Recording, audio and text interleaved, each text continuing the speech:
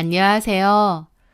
제가 만든 주얼리들이 누군가의 행복한 순간을 기념해 주길 바라며 오늘도 작은 공방을 지키고 있는 30대 주얼리 디자이너입니다.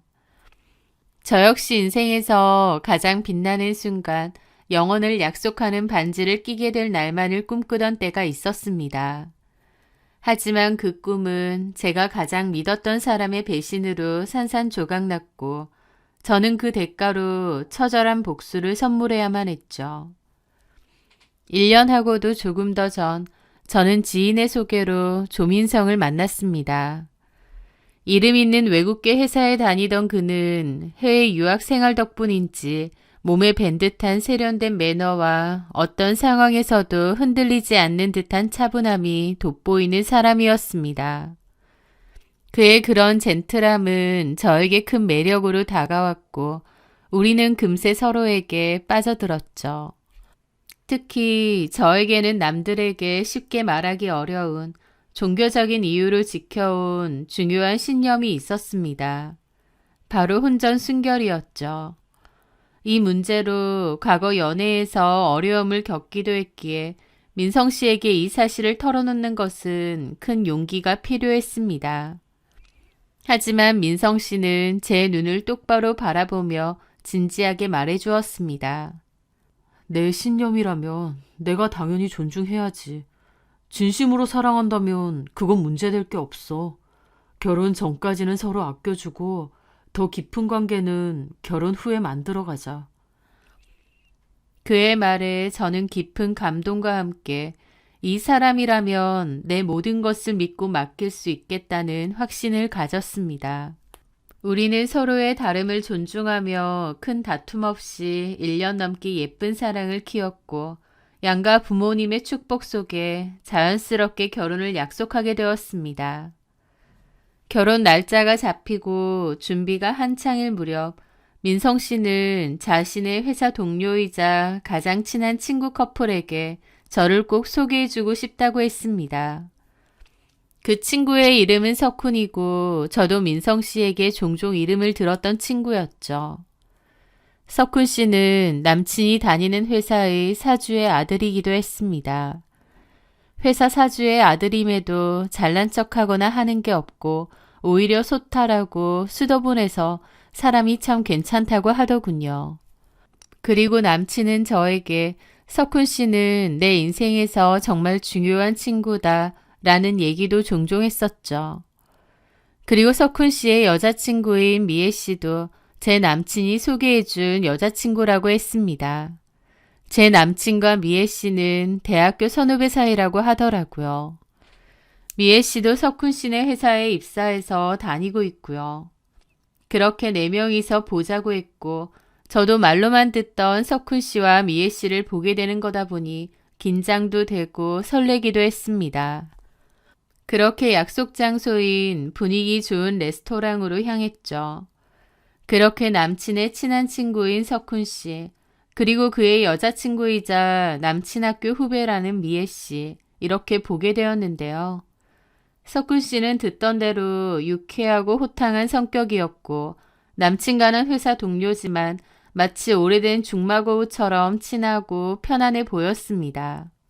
그런데 문제는 미애 씨였습니다. 미애 씨는 겉보기에는 날씬하고 굉장히 미인이더라고요. 말투도 조근조근하고요.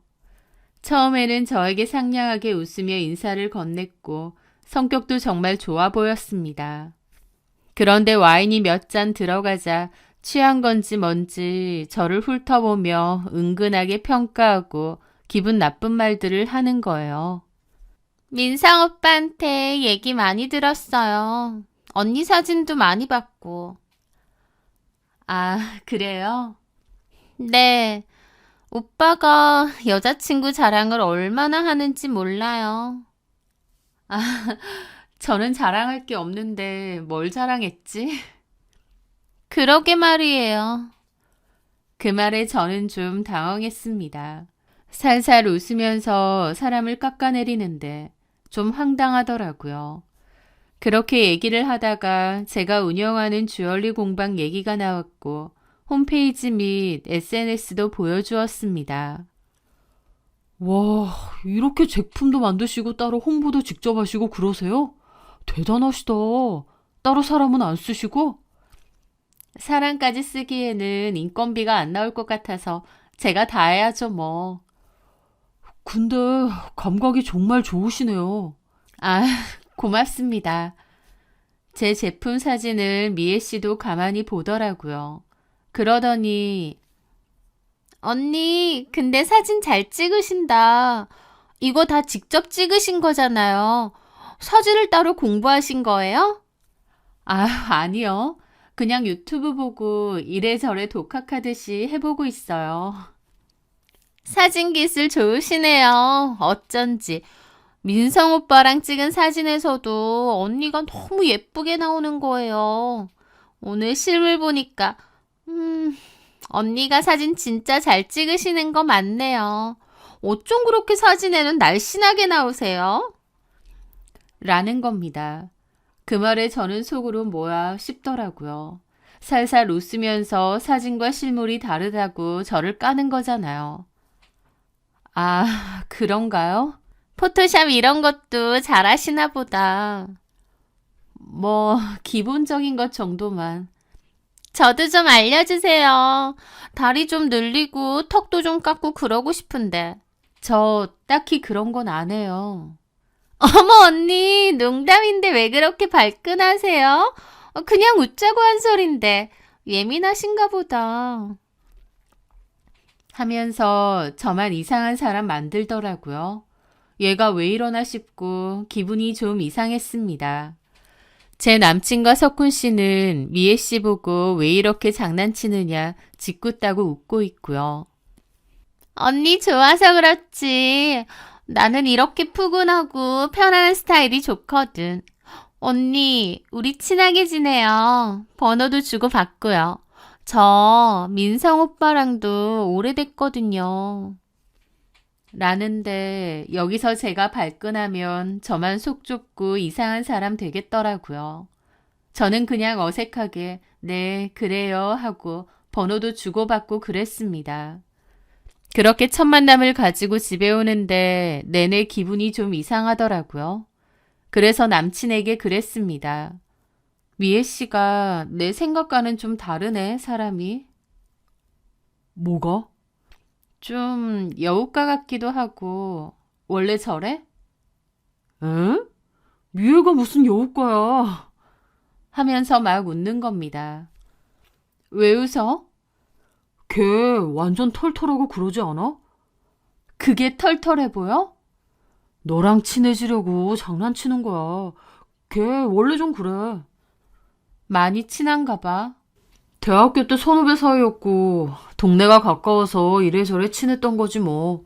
우리 과 자체가 두루두루 다 같이 친했어. 나는 그냥 걔가 뭐랄까 친동생처럼 느껴지더라고. 무슨 친동생까지. 그 정도로 그냥 친하고 격이 없다 그 말이지. 글쎄, 나는 이상하게 나 먹이려고 그러는 것 같은데. 그런 애 아니라니까. 그냥 장난이야. 자기도 똑같이 장난치지 그랬어. 걔 그런 거 잘 받아줘. 그리고 만약에 걔가 자기한테 그런다고 느낀다면 아마 그런 걸 거야. 어떤 거? 옳게 생긴 신우 같은 느낌이라고 할까? 무슨 신우야. 미애 씨가 뭐 진짜 당신 친동생도 아닌데. 말하자면 그렇다 그거지. 하여튼 걔 그냥 단순한 애고 한 번씩 생각 없이 말하기도 해. 그러니까 별로 신경 쓰지 마. 그러면서 악이 없다고. 원래 그런 애라고 웃으며 넘어가는 겁니다. 제가 분명 기분 나쁠 만한 상황이었는데도 미애 씨 편을 끝까지 드는 남친의 모습이 섭섭했죠. 하지만 저도 더 이상 얘기하면 쪼잔한 사람 될 것 같아서 그냥 말았습니다. 또 남친 말대로 원래 그냥 그런 성격인 사람이니까 나한테만 그러는 것도 아니라고 생각했던 것 같아요. 더불어 앞으로 웬만하면 상종하지 말자, 나랑 안 맞는다 생각하고 말았던 거죠. 그런데 시간이 지나서 내가 왜 그렇게 미애 씨의 말들에 불쾌한 감정을 느꼈나 생각해 봤거든요. 단순히 저를 인신 공격하거나 비꼬아서 그런 감정을 가졌던 건 아니더라고요.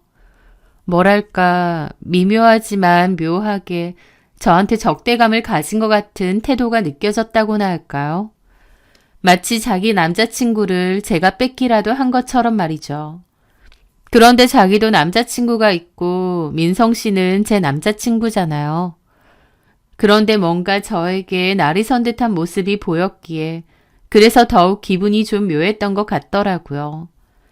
그때 분명 어떤 느낌이 있었음에도 그냥 지나친 것 같아요. 이제 와서 보면 어떤 촉이었는데 말이죠. 그런데 그 후에도 한 번씩 찜찜한 일은 있었습니다. 하루는 남친이 연락이 안 되더라고요. 주말에 드레스를 보러 가기로 했기 때문에 그런 약속을 잡기로 했는데 연락이 안 된 거죠. 뭐지 싶었는데 남친은 한참이나 시간이 지나 밤에야 연락이 되었습니다. 어떻게 된 거냐고 하니까 회사 일이 너무 바빴다고 미안하다고 하더라고요. 그래서 얼마나 바쁘면 몇 시간 동안 폰 한 번을 안 보지? 그렇게 생각하고 넘어갔습니다. 그런데 공교롭게 그날 SNS에서 우연히 미애 씨 계정을 보게 되었거든요. 그때 만났을 때 서로 다 같이 연락처를 주고받았다 보니까 연락처가 자동 동기화가 된 모양인지 미애 씨의 SNS가 뜨더라고요. 하여튼 그래서 별 생각 없이 미애 씨 SNS를 보게 되었는데 제가 최근에 가보고 싶었던 핫한 카페를 그날 갔다 왔더라고요. 어머, 여기 갔다 왔구나. 석훈 씨랑 갔다 온 건가? 생각하고 말았죠. 그런데 그 일이 있고 3일 정도 뒤에 남친 차를 탔는데요. 남친은 영수증 같은 걸 차에다가 막 넣어두거든요. 그날도 영수증 2개가 컵홀더에 처박혀 있었는데 저는 차에다가 이렇게 지저분하게 두지 말라고 잔소리를 하며 그 영수증을 꺼내서 버리려고 열었죠. 그런데 문득 영수증을 보니 카페인 거예요. 제가 가고 싶어 했던 그 핫한 카페 말이죠. 여길 갔다고?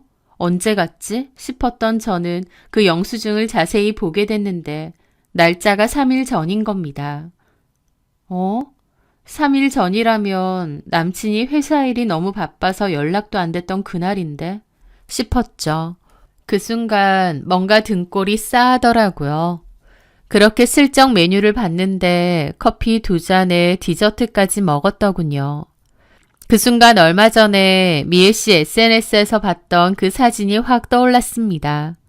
저한테는 회사 일로 하루 종일 너무 바빠서 연락할 시간도 없다고 했던 것 같은데 정작 미애 씨랑 같이 카페에 간 거예요. 제 속에서는 불덩이 같은 화가 뻗치더군요. 저는 바로 남친에게 따졌습니다. 이거 뭐야?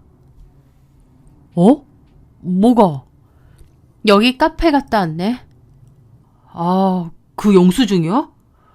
하면서 제 손에서 영수증을 뺏으려길래 제가 다시 확 뺏었습니다. 미애 씨랑 갔다 왔어? 제가 남친을 빤히 보자 남친은 아무렇지 않게 고개를 끄덕이더라고요. 이날 그날이잖아. 일 때문에 너무 바빠서 내 연락 온 것도 몰랐다고 했던. 회사가 아니라 여길 간 거야? 제가 따지듯이 묻자 한 3초 정도의 정적이 흘렀을까요? 남친이 갑자기 뭔 소리야. 외근 간 건데. 그래서 바빴던 거고. 외근? 나 이날 외근 다니느라 정신 없었던 거야. 미애 씨랑 같이 갔다고? 같이 외근 갔어. 그래서 하루 종일 일하고 마침 그 카페 근처를 지나가게 된 거야. 미애도 너무 힘들다고 커피 한 잔만 마시자고 그래서 잠깐 짬내서 들어간 거지. 라는데 저는 솔직히 너무 말이 안 된다고 생각했습니다. 이 카페 위치가 주변에 죄다 술집이나 밥집, 카페밖에 없는 그런 동네인데 이 근처에 일을 하러 갔다는 것도 말이 안 되고 또 미애 씨 SNS 사진을 제가 봤는데 일하다가 중간에 간 사진이 아니었거든요. 저는 남친이 거짓말을 한다고 생각했습니다. 그게 말이 돼? 카페까지 들를 여유는 있는데 내 연락 온 건 몰랐다고? 그런데 남친이 오히려 한숨을 막 쉬더라고요. 자기야, 왜 그래? 나 진짜 이랬다니까. 그럼 내가 일 안 하고 미애랑 뭐 놀러 가기라도 했단 말이야? 아니, 상황이 좀... 내가 걔랑 놀러를 왜 가? 자기야, 하루 종일 바빠 죽겠는 사람한테 그런 오해 너무 섭섭하다. 자기는 회사를 안 다니니까 모르겠지만 회사 생활 해봐. 어쩔 땐 하루가 어떻게 가는지도 모르게 정신없을 때도 많아. 그런 걸 내가 모른다는 게 아니고... 미애한테 전화해봐. 확인시켜줘. 라면서 막 확인을 시켜줄까 묻는 겁니다. 제가 아무 말도 안 하자 남친은 더 큰 소리로 직접 물어봐. 어떻게 된 건지. 아, 나 진짜 섭섭하네. 내가 전화할까? 라면서 정말 서운한 표정을 지었습니다. 저는 굳이 전화할 필요 없다고 했죠. 그렇게 좀 어색해졌는데 남친이 그러더군요. 자기야, 미애는 내 후배기도 하지만 그냥 회사 동료기도 하고 또 석훈이 여자친구기도 해. 무려 내가 소개시켜준. 알지? 그건 아는데... 근데 무슨 생각을 하는 거야? 자기 같으면 기분 좋겠어? 자기랑 결혼하려고 요즘 쎄 빠지게 일하는데 그런 오해나 받으면 와, 나 진짜 서운하네. 하면서 눈물까지 글썽이는 걸 보니 제가 괜히 미안하더라고요. 지금 보면 그 기세에 제가 밀린 거죠. 저는 오히려 제가 미안하다고 그랬고 남친은 다시는 그런 오해하지 말라고 진짜 기분 나쁘다고 했습니다. 그날 일은 결국 그렇게 흐지부지 지나갔고 정말 제 오해인 줄 알았어요. 그런데 얼마 뒤 제 오해가 아니라 남친의 완벽한 연기라는 것을 알게 되었죠. 그 후로도 저희의 결혼 준비는 계속 진행이 되었는데요. 신혼집은 남친이 혼자 살던 아파트에서 시작하기로 했습니다. 남친의 집에는 이미 가구가 있었기 때문에 필요한 가구 몇 가지만 새로 드리기로 했는데요. 그중 하나가 로봇 청소기였습니다. 원래 사려고 했던 로봇 청소기가 빅세일을 했기 때문에 미리 사놓고 남친 집에 들여놓았어요. 일종의 혼수 1호인 셈이었죠. 오빠, 이거 써봐. 훨씬 편할 거야. 남친은 편할 것 같다고 좋아하고는 바로 사용하더라고요. 그 청소기는 남친과 제 핸드폰 앱에 연동이 되어 있어서 원격 조종은 물론 청소 시작, 종료, 오류 알림까지 실시간으로 받을 수 있었습니다. 게다가 집사 모드라고 해서 전방 카메라 기능까지 탑재되어 있었어요. 별 생각 없이 남친 집에 로봇 청소기를 넣어두었지만 그때만 해도 그 작은 기계가 제 앞날을 뒤흔들 폭풍의 눈이 될 줄은 꿈에도 몰랐습니다. 운명의 그날은 결혼을 딱 한 달 앞둔 어느 토요일이었습니다. 원래 남친과 만나 침대 및 소파 가구점을 둘러보기로 한 날이었는데 아침 일찍 다급한 전화가 왔습니다. 자기야, 정말 미안해. 갑자기 회사에 급한 문제가 터져서 지금 당장 들어가 봐야 될 것 같아. 오늘 약속은 어려울 것 같은데 정말 미안하다. 주말에도 일하는 그가 안쓰럽기도 했지만 한편으로는 중요한 약속을 갑자기 취소하는 것이 조금 서운하기도 했죠. 하지만 회사 일이 그렇다는데 어쩌겠나요. 저는 어쩔 수 없이 혼자 공방에 나와 밀린 디자인 작업을 하고 있었습니다. 그런데 그날 오후 3시쯤 핸드폰에 알림이 울리는 거예요. 로봇 청소기의 청소가 시작되었습니다. 라는 알람이었죠. 어차피 밖에서도 핸드폰으로 조작이 가능하다 보니까 바쁜 와중에도 청소하려고 켰나 보다 생각하고 말았습니다. 그런데 10분쯤 지났을까 또 다른 알림이 울렸습니다. 오프라인이 되었다고 작동 오류가 뜬 거예요. 인터넷 와이파이 문제인지 기계 문제인지 모르겠는데 한 번씩 저런 오류가 뜨더라고요. 그런데 혹시나 주행 바퀴에 이물질이 끼었거나 이동 경로에 문제가 생겼나 싶기도 했습니다. 저번에는 실수로 베란다 문을 열고 작동했더니 베란다까지 청소를 한 적이 있거든요. 거기는 물이 있다 보니 로봇 청소기가 들어가면 고장이 날 수도 있는데 말이죠. 그래서 확인을 해보려고 대수롭지 않게 생각하며 앱을 열었습니다. 청소기가 어디에 멈춰 있는지 확인해야 다시 작동시킬 수 있으니까요. 그리고 정말 아무 생각 없이 카메라로 집안 보기 버튼을 눌렀습니다. 찰나의 로딩 시간 후 화면이 켜졌습니다.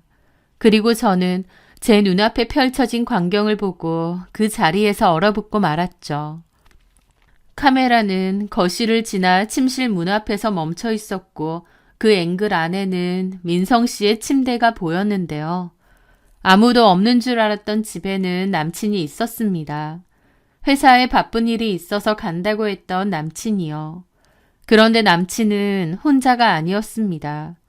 침대 위에는 남친과 미애 씨가 서로 뒤엉켜 있었거든요.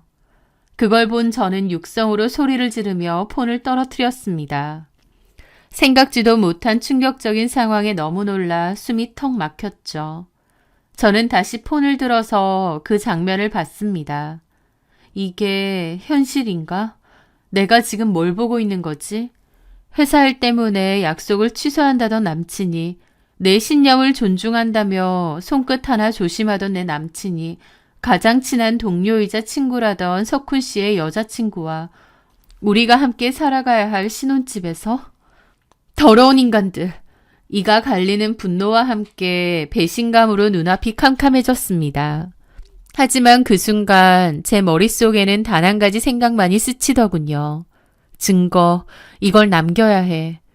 저는 떨리는 손가락으로 화면 녹화 버튼을 눌렀습니다. 로봇 청소기는 청소를 이어가면서도 틈틈이 남친과 강미애의 낯뜨거운 장면을 틈틈이 찍었고 저도 다 지켜보았습니다. 일을 마친 그들은 서로의 어깨에 너무나도 익숙하게 기댄 채 대화를 나누기 시작했죠. 로봇 청소기의 고성능 마이크는 그들의 역겨운 속삭임까지 하나도 놓치지 않고 생생하게 담아냈습니다. 오빠, 결혼 얼마나 남았지? 한 달 정도? 빠듯하네. 너도 슬슬 석훈이랑 결혼 준비해야지. 글쎄, 봐서 귀찮기도 하고. 왜? 왜? 석훈이 돈 많잖아. 돈 많은 건 좋은데 같이 있으면 솔직히 좀 노잼이야. 하품 나온다고. 오빠처럼 이렇게 스릴 있고 재밌진 않네. 그래도 석훈이가 알토란이야. 우리 회사 오너 외아들이잖아. 너 완전 로또 잡은 거야. 오빠도 그래서 석훈 오빠 옆에 딱 붙어 다니는 거 아니야? 라인 타려고? 당연하지. 회사 사장님 될 사람인데 눈도장 확실히 찍어야 할 거 아니야. 너도 내 덕에 시집 잘 가는 거고. 오빠는 내가 석훈 오빠랑 결혼해도 아무렇지도 않은 거지? 에이, 어떻게 아무렇지도 않겠어. 가슴이 좀 아리겠지. 그래도 괜찮아. 결혼은 결혼이고 우리는 또 이렇게 만나면 되잖아. 안 그래? 오빠는 그 여자 사랑하긴 해. 솔직히 실제로 보니 뚱뚱하고 별로던데. 오빠 그런 스타일 좋아해? 사랑이라기보다 뭐 착하잖아. 와이프감으로 나쁘지 않아. 속썩일 스타일은 아니니까. 그럼 난 와이프감으로 별로라 이 말이야? 에이, 그게 아니고 너처럼 이렇게 화끈하고 매력진 여자를 어떻게 와이프 자리에만 묶어두냐? 너무 아깝지. 뭐래 진짜. 결혼해도 우리는 이렇게 계속 만나자. 너도 좋잖아. 그러시든가. 근데 우리 이렇게 지낸 지도 벌써 꽤 됐는데. 오빠 그 순진한 여자친구는 진짜 아예 눈치 못 채지? 신기하네. 전혀 모르는 것 같아. 그냥 내가 하는 말은 다 믿으니까. 와, 진짜 덩치만큼이나 좀 둔하다. 눈치가 그렇게 없나? 그런 면이 좀 있지. 순진하고 둔하기도 하고. 그래서 내가 결혼하는 거기도 하고. 둔해서? 딴짓하기 좋아서? 그나저나 저 청소기 진짜 꼼꼼하게 청소하네. 나도 저거 살까봐. 여자친구가 사준 거지. 혼수 1호래.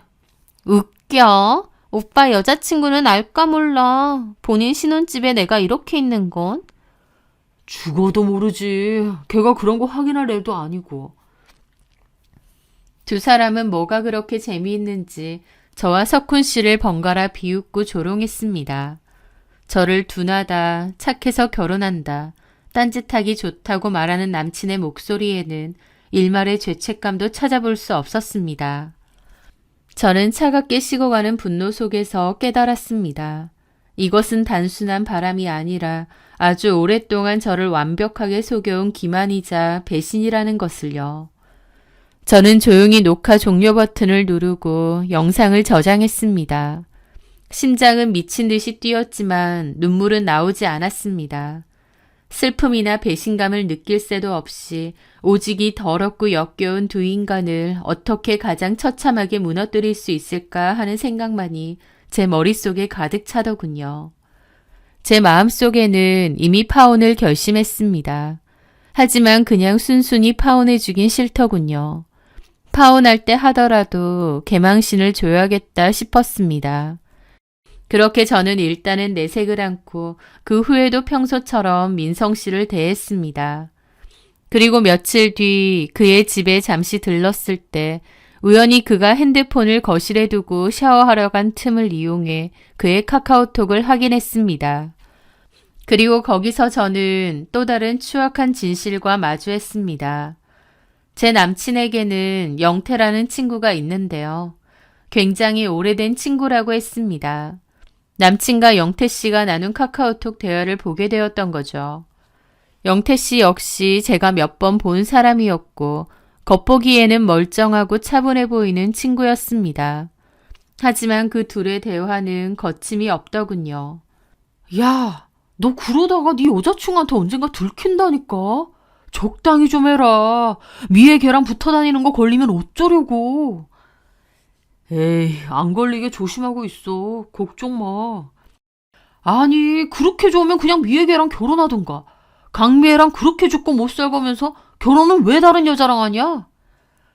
야, 너는 집에서 매일 먹는 밥이랑 가끔 나가서 사 먹는 자극적인 외식이랑 같다고 생각하냐? 미친? 그럼 미애가 밖에서 사 먹는 외식이고 네 여자친구가 집밥이야? 그렇지. 미애 걔는 솔직히 결혼할 만한 애는 아니잖아. 왜? 뭐가 문제인데? 걔 대학교 다닐 때 별명이 뭔 줄 알아? 자판기였어, 자판기. 아무나 다 만난다고. 헐, 대박. 진짜? 그래. 그런 애랑 내가 미쳤다고 결혼하냐? 내가 걔 과거를 모르면 몰랐지. 그런 애랑은 결혼까지 하는 거 아니야. 와, 그럼 놀기는 강미애 같은 화끈한 애랑 실컷 놀고 결혼은 세상 순진하고 조신한 네 여자친구랑 한다? 이야, 너 진짜 인생 편하게 산다. 이거 완전 쓰레기네. 원래 똑똑한 남자들은 다 이렇게 하는 거다, 임마. 순진하고 착해 빠져서 내가 하는 말은 다 믿지.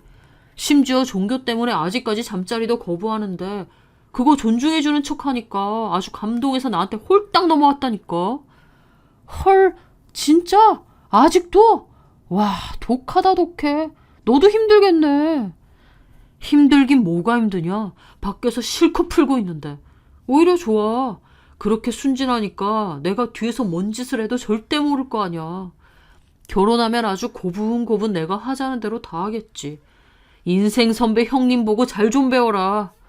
저는 떨리는 손으로 이 모든 대화를 캡처하고 제 핸드폰으로 전송했습니다. 제 신념을 존중하는 척하며 뒤에서는 비웃고 이용했던 그의 역겨움에 구역질이 났습니다.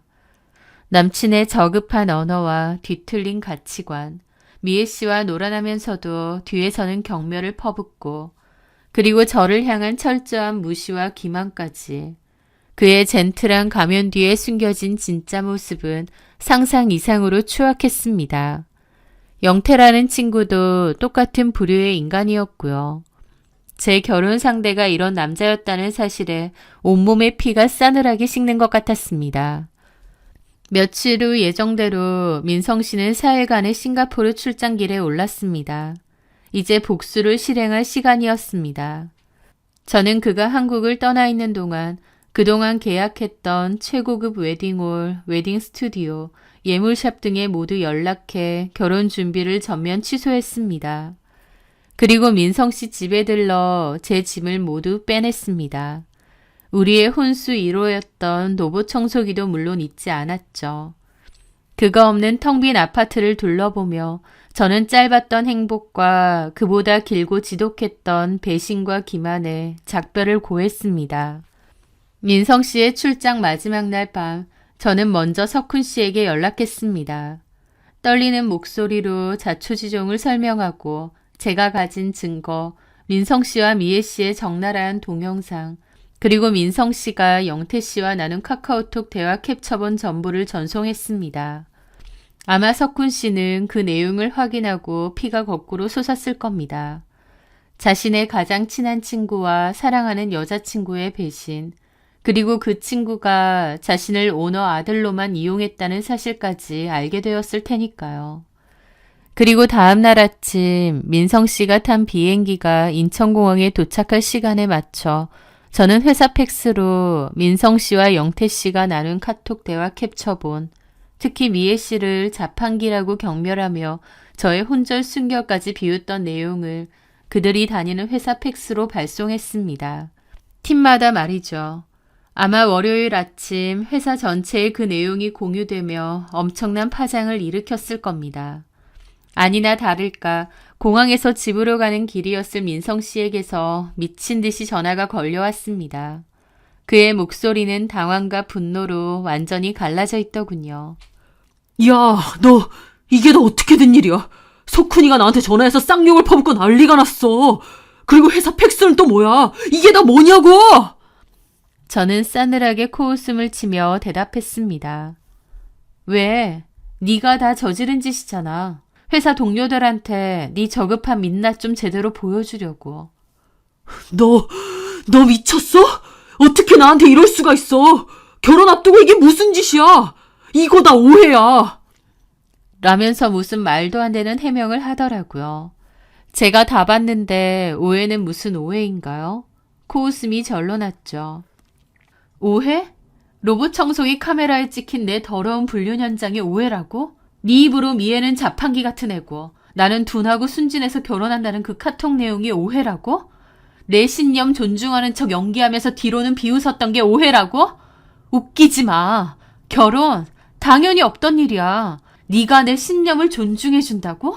위선 떨지 마, 이 쓰레기야. 넌 그냥 날 평생 속일 수 있는 만만한 집밥 정도로 생각했겠지. 너는 이제 끝났어. 회사 꼴 좋다. 가서 네가 뿌린 똥이나 실컷 치워봐. 아주 개망신이 기다리고 있을 테니까. 다신 연락하지 마. 민성 씨는 저를 명예훼손으로 고소하겠다며 악을 썼지만 저는 비웃으며 전화를 끊어버렸습니다. 어디 마음대로 해봐. 네 동영상이랑 카톡 증거 나도 고이 간직하고 있으니까. 누가 더 잃을 게 많을지 생각해보는 게 좋을걸?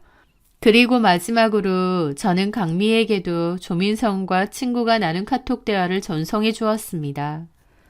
강미애를 자판기라고 부르며 결혼 상대로는 깜냥도 안 된다고 경멸했던 그 내용을 그대로 말이죠. 강미애 역시 뒤에서 놀아난 남자의 실체와 자기를 어떻게 생각했는지 똑똑히 알아야 했으니까요. 결말은 예상대로였습니다. 조민성은 회사에서 공개적으로 망신을 당했고 결국 해고 통보를 받은 것 같더군요. 강미애 역시 석훈 씨와 헤어지고 잦은 퇴사를 한 것 같았고요. 게다가 자신을 자판기 취급한 조민성에게 배신감과 분노를 느끼며 개싸움이 난 채로 끝난 것 같았습니다. 그런데 여기서 끝이 아니었습니다. 나중에 다른 지인을 통해 정말 기가 막히고 충격적인 소식을 들었거든요. 바로 강미애가 조민성을 상대로 고소를 진행 중이라는 것이었습니다.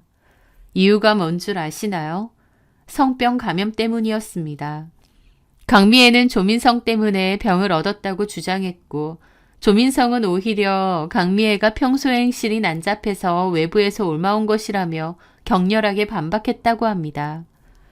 서로에게 책임을 넘기며 진흙탕 싸움을 벌이는 와중에 결국 두 사람 모두 같은 종류의 성병 보균자라는 사실만 만천하에 드러난 셈이죠.